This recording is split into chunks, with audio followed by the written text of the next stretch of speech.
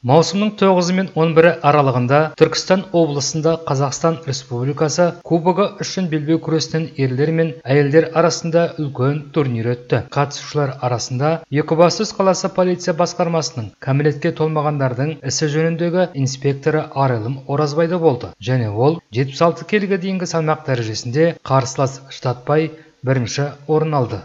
Спортта жалпы 12 жыл болды қатысып жүргеніме, айналысып жүргеніме, дзюдо және самбо, белбеу күрестері бойынша айналысамын. Екібастұз қаласына келгеніме өте қуаныштымын, өйткені себебі мұнда маған жарыстарға шығуға өте қатты мүмкіндік беріп жатыр полиция басқармасы бастығы.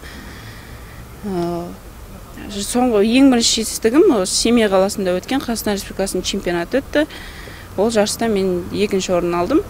Енді ақтықсында Шымкент облысының палуанына жол беріп қойдым, өкінішке орай. Но екінші орынды қанағат еттім өзіме. Соңғы жарысым Түркістан облысында Қазақстан Республикасының кубогы өтті. Өте мықты дәрежеде өтті, керемет дәреже.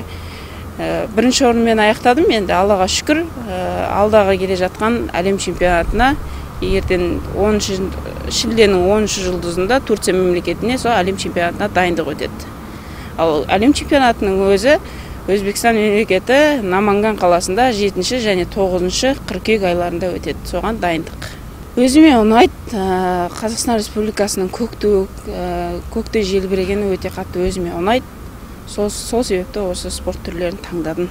Полиция лейтенанты ішкі істер органдарының қатарында 2021 жылдың желтоқсан айынан бері жұмыс істеп келеді. Осы уақыттың ішінде әріптестерімен тіл табысып үлгерді. Арайлым дзюдо, самбо және белбеу күрестерінен еліміздің спорт шебері. Өзімнің кішкентай кезімнен бастап спортпен және ішкі істер органдарында қызмет ету арманым болған. Осы салаға келгеніме өте қуаныштымын. 2021 жылы желтоқсан айының 29 жұлдызында Екібастұз қаласы полиция басқармасы кәмелетке толмағандар істері жөніндегі учаскелік полиция инспекторы болып тағайындалдым. Осы уақытқа дейін әлі жұмыс істеп келемін.